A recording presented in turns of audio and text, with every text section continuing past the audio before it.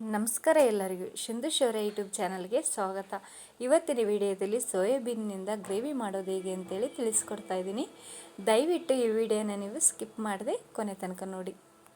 ಈ ಥರ ಗ್ರೇವಿನ ನೀವು ಚಪಾತಿ ಜೊತೆ, ರೊಟ್ಟಿ ಜೊತೆ, ಕುಲ್ಚಾ ಜೊತೆನೂ ತಿನ್ಬೋದು. ತುಂಬ ಈಸಿಯಾಗಿಯೂ ಈ ಥರ ರೆಸಿಪಿನ ನೀವು ರೆಡಿ ಮಾಡ್ಕೊಬೋದು. ಬನ್ನಿ ಮಾಡೋದು ಹೇಗೆ ಅಂತೇಳಿ ನೋಡೋಣ. ಮೊದಲಿಗೆ ನಾನು ಒಂದು ಮಿಕ್ಸಿಂಗ್ ಬೌಲ್ ತೊಗೊಂಡಿರೋದು. ಬೌಲ್ ಒಳಗೆ 2 ಕಪ್ನಷ್ಟು ಸೋಯಾಬೀನ್ ಹಾಕ್ತಾ ಇರೋದು. ಸೋಯಾಬೀನನ್ನು ನಾವು ಒಂದು 15 ನಿಮಿಷ ನೆನೆಯಕ್ಕೆ ಬಿಡಬೇಕು. ಹಾಗಾಗಿ ಮೊದಲಿಗೆ ನಾವು ಸೋಯಾಬೀನ್ ಪ್ರಿಪೇರ್ ಮಾಡ್ಕೋಬೇಕು. ಈಗ 2 ಕಪ್ನಷ್ಟು ಸೋಯಾಬೀನ್ಗೆ ಒಂದು 1/4 ಚಮಚದಷ್ಟು ಅರಿಶಿನ ಪುಡಿನೂ ಹಾಕ್ತಾಯಿದ್ದೀನಿ. ಅದ್ರ ಜೊತೆ ಟೇಸ್ಟ್ ತಕ್ಕಷ್ಟು ಉಪ್ಪನ್ನು ಹಾಕಿ ನಾನು 1 ಲೋಟದಷ್ಟು ನೀರು ಹಾಕಿಬಿಟ್ಟು ಕೈಯಲ್ಲೇ ಮಿಕ್ಸ್ ಮಾಡಿ ಇದೇ ಥರನೇ ನಾನು ಒಂದು 15 ನಿಮಿಷ ನೆನೆಯಕ್ಕೆ ಇಡ್ತಾ ಇದ್ದೀನಿ. ಹಾಗಾಗಿ ಮೇಲೆ ಒಂದು ಪ್ಲೇಟ್ ಮುಚ್ಚಿ ಸೈಡ್ ಎತ್ತಿಡ್ತಾ ಇದ್ದೀನಿ. ಈ ನೆನೆಯೋದ್ರೊಳಗೆ ನಾವು ಮಸಾಲ ರೆಡಿ ಮಾಡ್ಕೋಬೇಕು. ಹಾಗಾಗಿ ಒಂದು ಮಿಕ್ಸಿ ಜಾರಿ ತೊಗೊಂಡು ಅದರೊಳಗೆ ನಾನು ಒಂದು 2 ಟೊಮೊಟೊ, ಹಣ್ಣಾಗಿರುವಂಥ ಟೊಮೊಟೊನ ಕಟ್ ಮಾಡಿ ಹಾಕಿದ್ದೀನಿ. ಅಂದರೆ 1 ಕಪ್ನಷ್ಟು ಬಂದಿದೆ. ಅದ್ರ ಜೊತೆ ನಾನು ಒಂದು ಈರುಳ್ಳಿ, ಮೀಡಿಯಮ್ ಸೈಜಲ್ಲಿರುವಂಥ ಈರುಳ್ಳಿನೂ ಕಟ್ ಮಾಡಿ ಹಾಕಿದ್ದೀನಿ. ಅರ್ಧ ಹೋಳಿನಷ್ಟು ಕಾಯಿ ತುರಿನೂ ತೊಗೊಂಡಿರೋದು. ನಿಮಗೆ ಜಾಸ್ತಿ ಜನ ಇದ್ದಾರೆ ಅಂತಂದರೆ ಸ್ವಲ್ಪ ಜಾಸ್ತಿನ ತೊಗೋಬೋದು. ಕಡಿಮೆ ಜನ ಇದ್ದರೆ ಕಡಿಮೆ ಕ್ವಾಂಟಿಟಿಯಲ್ಲಿ ತೊಗೋಬೋದು. ನಾನು ಇದಕ್ಕೆ ಏಲಕ್ಕಿ ಹಾಕಿಲ್ಲ. ನೀವು ಏಲಕ್ಕಿ ಬೇಕು ಅಂದರೆ ಹಾಕ್ರಿ, ಇಲ್ಲಾಂದರೆ ಸ್ಕಿಪ್ ಮಾಡಿ. ನಾನು ಚಕ್ಕಿ, ಮೊಗ್ಗು, ಅದ್ರ ಜೊತೆ ಮೆಣಸು ಜೊತೆಗೆ ಸ್ವಲ್ಪ ಒಂದು 4-5 ಗೋಡಂಬಿ ಇಷ್ಟು ನಾನು ಹಾಕಿದ್ದೀನಿ. ಅದ್ರ ಜೊತೆ ಸ್ವಲ್ಪ 1 ಟೇಬಲ್ ಸ್ಪೂನಷ್ಟು ಗಸಗಸಿನ ಹಾಕಿದ್ದೀನಿ. ಸ್ವಲ್ಪ ನೀರು ಹಾಕಿಬಿಟ್ಟು ಈ ಮಸಾಲನೆಲ್ಲ ನುಣ್ಣಗೆ ರುಬ್ಕೊಂಡು ಬರಬೇಕು. ತೆರೆಯಾಗಿರಬಾರ್ದು. ನೋಡಿ, ಫೈನ್ ಪೇಸ್ಟ್ ರೆಡಿಯಾಗಿದೆ. ನುಣ್ಣಗೆ ರುಬ್ಕೊಂಡು ಬಂದಾಗಿದೆ. ಇಷ್ಟು ಚೆನ್ನಾಗಿ ಬಂದಿದೆ ನೋಡಿ. ಈ ಥರ ಬಂದರೆ ಸಾಕು. ನಾವು ನೆಕ್ಸ್ಟು ಸೋಯಾಬೀನ್ ನೆಂದಿದೆ ಏನು ಅಂತೇಳಿ ನೋಡೋಣ. ನೋಡಿ ಎಷ್ಟು ಚೆನ್ನಾಗಿ ನೆಂದಿದೆ. ಒಂದು 15 ನಿಮಿಷನೇ ಸಾಕು, ಬೇಗನೆ ನೆನೆಯುತ್ತೆ. ನಿಮ್ಗೆ ಇದಕ್ಕೆ 15 ನಿಮಿಷಕ್ಕಂತೂ ಬೇಗನೆ ನೆನಿಬೇಕು ಅಂದರೆ ಸ್ವಲ್ಪ ಬಿಸಿನೀರು ಹಾಕಿ ಒಂದು 5 ನಿಮಿಷ ಬಿಟ್ಟರೆ ಸಾಕು, ಬೇಗ ನೆನೆಯುತ್ತೆ. ಸೋಯಾಬೀನ್ನಲ್ಲಿರುವಂಥ ನೀರೆಲ್ಲ ತೆಗೆದಾಯಿತು. ನಾವು ನೆಕ್ಸ್ಟು ಫ್ರೈ ಮಾಡ್ಕೊಳ್ಬೇಕು. ಹಾಗಾಗಿ ನಾನು ಗ್ಯಾಸ್ ಸ್ಟವ್ ಆನ್ ಮಾಡ್ಕೊಂಡು ಒಂದು ಪಾನ್ ಇಟ್ಕೊಂಡಿದ್ದೀನಿ. ಪಾಲಿನೊಳಗೆ ಒಂದು ಅರ್ಧ ಚಮಚದಷ್ಟು ಅಡುಗೆ ಎಣ್ಣೆ ಹಾಕಿರೋದು. ಅಡುಗೆ ಎಣ್ಣೆ ಜೊತೆ ನಾನು ಬಿಸಿ ಆದಮೇಲೆ ಸೋಯಾಬೀನನ್ನು ಹಾಕ್ತಾಯಿದ್ದೀನಿ.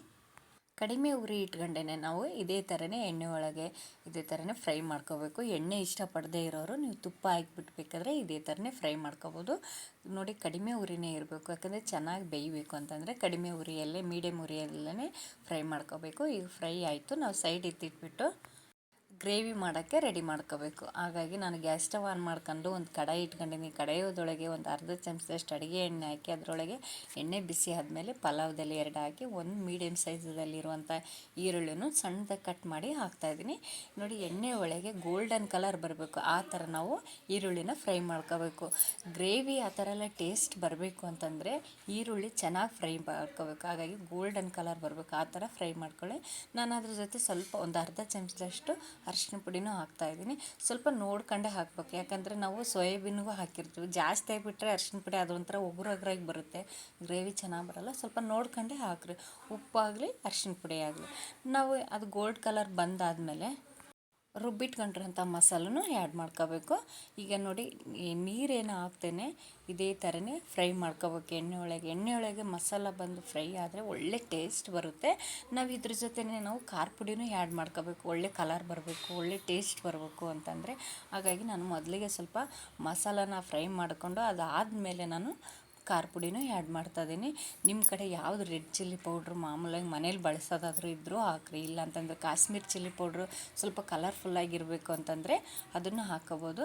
ನಾನು ಮನೇಲಿರುವಂಥ ದಿನ ಬಳಕೆಗೆ ಯಾವ ಖಾರ ಪುಡಿ ಇದೆಯೋ ಅದನ್ನೇ ಹಾಕ್ತಿರೋದನ್ನ 2 ಟೇಬಲ್ ಸ್ಪೂನಷ್ಟು ನೀರು ಹಾಕ್ತೇನೆ. ಇದೇ ಥರನೇ ಮಿಕ್ಸ್ ಮಾಡಿ ಎಲ್ಲದೂ ಮಿಕ್ಸ್ ಮಾಡಬೇಕು. ಆ ಥರ ಎಲ್ಲೆಲ್ಲೂ ವೈಟ್ ಕಲರ್ ಇರಬಾರ್ದು. ಆ ಥರ ನಾವೆಲ್ಲ ಚೆನ್ನಾಗಿ ಮಿಕ್ಸ್ ಮಾಡ್ಕೊಂಡು ಆದಮೇಲೆ ಒಂದು 5 ನಿಮಿಷ ಕಡಿಮೆ ಫ್ಲೇಮಲ್ಲೇ ಉರಿತಾ ಇರಬೇಕು. ಅದ್ರ ಜೊತೆ ನಾನು ಒಂದು 2 ಟೇಬಲ್ ಸ್ಪೂನಷ್ಟು ಶುಂಠಿ ಬೆಳ್ಳುಳ್ಳಿ ಪೇಸ್ಟನ್ನು ಹಾಕಿದ್ದೀನಿ. ಕೆಲವೊಬ್ಬರು ಈರುಳ್ಳಿ ಹಾಕ್ತೀವಲ್ಲ ಆ ಟೈಮಲ್ಲಿ ಹಾಕ್ತಾರೆ, ಬಟ್ ನಾನು ಆ ಟೈಮಲ್ಲಿ ಹಾಕಲ್ಲ. ಈ ಟೈಮಲ್ಲೇ ನಾನು ಹಾಕೋದು. ನೀವು ಬೇಕಾದರೆ ಈರುಳ್ಳಿ ಹಾಕೋ ಟೈಮಲ್ಲಿ ಬೇಕಾದರೆ ಹಾಕ್ರಿ.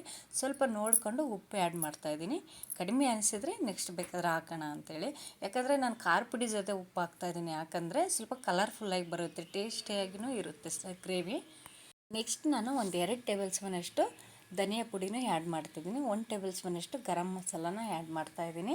ಇಷ್ಟು ಹಾಕಿಬಿಟ್ಟು ನೀರು ಹಾಕಲ್ಲ. ಈ ಟೈಮಲ್ಲೂ ನಾನು ನೀರು ಹಾಕಲ್ಲ. ಅದೇ ಥರನೇ ಡ್ರೈ ಮಾಡ್ತಾ ಇರ್ತೀನಿ. ಇದೇ ಥರ ನೀವು ಸ್ಟೆಪ್ ಬೈ ಸ್ಟೆಪ್ ಇದೇ ಥರನೇ ಸೇಮ್ ಮೆಥಡಲ್ಲಿ ನೀವು ಗ್ರೇವಿ ಮಾಡಿದರೆ ರೆಸ್ಟೋರೆಂಟ್ಗಳಲ್ಲಿ, ಹೋಟೆಲ್ಗಳಲ್ಲಿ ತಿಂದಿರೋಂಥ ಟೇಸ್ಟೇ ಬರುತ್ತೆ. ಅಷ್ಟು ಸೂಪರಾಗಿ ಬಂದಿರುತ್ತೆ. ನಾನ್ ವೆಜ್ ಪ್ರಿಯರಂತೂ ನಾನ್ ವೆಜ್ಜೇ ತಿನ್ನೋಕ್ಕೆ ಇಷ್ಟಪಡಲ್ಲ, ಅಷ್ಟು ಸೂಪರಾಗಿ ಬಂದಿರುತ್ತೆ. ಸೇಮ್ ನಾನ್ ವೆಜ್ ತಿಂದಷ್ಟು ಟೇಸ್ಟೇ ಕೊಡುತ್ತೆ ಸೋಯಾಬೀನ್ ಗ್ರೇವಿ ಬಂದು. ಈಗ ನಾವು ನಿಮಗೆ ರೊಟ್ಟಿ ಚಪಾತಿ ಜೊತೆ ತಿಂತಾ ಇರಬೇಕು ಅಂತಂದರೆ ಈ ಥರ ಗ್ರೇವಿ ಮಾಡ್ಕೊಂಡಂದ್ರೆ ಸ್ವಲ್ಪ ನೋಡ್ಕೊಂಡೇ ನೀರು ಹಾಕ್ರಿ. ಇಲ್ಲ ಅಂತಂದರೆ ಅನ್ನದ ಜೊತೆ ಎಲ್ಲ ಬೇಕು ಅಂದರೆ ಸ್ವಲ್ಪ ಜಾಸ್ತಿನೇ ನೀರು ಹಾಕ್ಬಿಟ್ಟು ಇದೇ ಥರನ ಗ್ರೇವಿ ರೆಡಿ ಮಾಡ್ಕೊಳ್ರಿ. ನಾನು ರೊಟ್ಟಿ ಚಪಾತಿ ಜೊತೆ ಬೇಕು ಅಂತಲೇ ಸ್ವಲ್ಪ ಕಡಿಮೆ ಕ್ವಾಂಟಿಟಿಯಲ್ಲಿ ನೀರು ಹಾಕ್ತಾಯಿರೋದೆ. ಈಗ ನೀರು ಹಾಕಿ ಎಲ್ಲ ಮಿಕ್ಸ್ ಮಾಡ್ಕೊಂಡಾದ್ಮೇಲೆ ಮಸಾಲಾನ ಅದ್ರ ಜೊತೆ ನಾನು ಸೋಯಾಬೀನ್ ನೆಂದು ಫ್ರೈ ಮಾಡ್ಕೊಂಡು ಇಟ್ಕೊಂಡಿದ್ವಲ್ಲ ಆ ಒಂದು ಸೋಯಾಬೀನನ್ನು ಹಾಕ್ತಾಯಿದ್ದೀನಿ. ಹಾಕ್ಬಿಟ್ಟು ಒಂದು 5 ನಿಮಿಷ ಕುದಿಯಕ್ಕೆ ಬಿಡಬೇಕು. ಹಾಗಾಗಿ ಮೇಲೆ ಒಂದು ಲಿಡ್ ಕ್ಲೋಸ್ ಮಾಡಿದ್ದೆ, ಅಂದರೆ ಒಂದು ಪ್ಲೇಟ್ ಮುಚ್ಚಿದ್ವಿ. ಪ್ಲೇಟ್ ಓಪನ್ ಮಾಡಿದ್ವಿ, ನೋಡಿರಿ ಎಷ್ಟು ಚೆನ್ನಾಗಿ ಬಂದಿದೆ, ಕಲರ್ಫುಲ್ಲಾಗಿ ಬಂದಿದೆ ನೋಡಿ. ನೀವು ಖಾರ ಪುಡಿ ಹಾಕಿದ ಮೇಲೆ ಸ್ವಲ್ಪ ಉಪ್ಪು ಹಾಕ್ರಿ, ಸಖತ್ತು ಕಲರ್ ಬರುತ್ತೆ, ಒಳ್ಳೆ ಟೇಸ್ಟೂ ಬರುತ್ತೆ. ನೀವು ಒಮ್ಮೆ ಆದ್ರೂ ಇದೇ ಥರನೇ ಮನೇಲಿ ಟ್ರೈ ಮಾಡ್ಕೊಳ್ತೀನಿ, ಸಖತ್ತಾಗಿ ಬರುತ್ತೆ. ಈಗ ನೋಡಿ ಕುದ್ದಾಯಿತು. ಗ್ಯಾಸ್ ಸ್ಟವ್ ನಿಧಾನಕ್ಕೆ ಆಫ್ ಮಾಡ್ಕೊಂಡು ಸ್ವಲ್ಪ ಕೊತ್ತಂಬರಿನೂ ಅದ್ರ ಮೇಲೇ ಹಾಕಬೇಕು. ನೀವು ಕೊತ್ತಂಬರಿ ಹಾಕ್ರಿ, ಇಲ್ಲ ಅಂತಂದರೆ ಮನೆಯಲ್ಲಿ ಕಸ್ತೂರಿ ಮೆಂತ್ಯ ಇದ್ದರೆ ಕಸ್ತೂರಿ ಮೆಂತ್ಯ ಆದರೂ ಹಾಕ್ರಿ, ಸೂಪರಾಗಿ ಬರುತ್ತೆ. ಒಳ್ಳೆ ರೆಸ್ಟೋರೆಂಟ್ಗಳಲ್ಲಿ ತಿಂದು ಹಾಗೇ ಇರುತ್ತೆ, ತುಂಬ ಚೆನ್ನಾಗಿ ಬಂದಿದೆ. ನಿಮ್ಮ ಮನೆಗಳಲ್ಲಿ ನಾನ್ ವೆಜ್ ತಿಂದೇ ಇರೋರಿಗಂತೂ ಸೋಯಾಬೀನ್ ಗ್ರೇವಿ ಮಾಡಿಕೊಟ್ರೆ ತುಂಬ ಒಳ್ಳೆಯದು. ಯಾಕಂದರೆ ಒಳ್ಳೆ ಪ್ರೋಟೀನ್ ಇರುತ್ತೆ. ನಾನ್ ವೆಜ್ಗಳಲ್ಲಿ ಇರೋವಂಥ ಪ್ರೋಟೀನ್ಸೇ ಸೋಯಾಬೀನಲ್ಲಿ ಇರುತ್ತೆ. ಹಾಗಾಗಿ ನೀವು ಮನೆಯಲ್ಲಿ ಒಮ್ಮೆ ಆದ್ರೂ ಅವ್ರಿಗೆ ಮಾಡಿಕೊಟ್ರೆ ತುಂಬ ಒಳ್ಳೆಯದು. ಈಗ ಶ್ರಾವಣ ಟೈಮ್ ಅಲ್ವಾ, ನಾನ್ ವೆಜ್ಗಳು ಯಾರು ತಿನ್ನಲ್ಲ, ಹಾಗಾಗಿ ಅಂಥವ್ರಿಗಂತೂ ತುಂಬ ಯೂಸ್ ಆಗುತ್ತೆ. ಮಕ್ಕಳಂತೂ ನಾನ್ ವೆಜ್ಗಳು ತಿಂದೆ ಜಂಗರ್ಕೊಂಡ್ಬಿಟ್ಟಿರ್ತಾರೆ, ಅವರಿಗಂತೂ ತುಂಬ ಯೂಸ್ ಆಗುತ್ತೆ. ಒಳ್ಳೆ ಚಿಕನ್ ಥರನೇ ಇರುತ್ತೆ. ಹಾಗಾಗಿ ಮಕ್ಕಳಂತೂ ತುಂಬ ಇಷ್ಟಪಟ್ಟು ತಿಂತಾರೆ, ಲಂಚ್ ಬಾಕ್ಸ್ಗೆಲ್ಲ ಕಟ್ಬೋದು. ಈ ವಿಡಿಯೋ ನಿಮಗೆ ಇಷ್ಟವಾದರೆ ಲೈಕ್ ಕೊಡೋದು ಮಾತ್ರ ಮರಿಬೇಡಿ ಆಯಿತಾ. ನಿಮ್ಮ ಫ್ರೆಂಡ್ಸ್ಗೆ ಫ್ಯಾಮಿಲಿ ಮೆಂಬರ್ಸ್ಗೆಲ್ಲ ಶೇರ್ ಮಾಡಿ ದಯವಿಟ್ಟು ಪ್ಲೀಸ್ ಆಯಿತಾ. Thank you.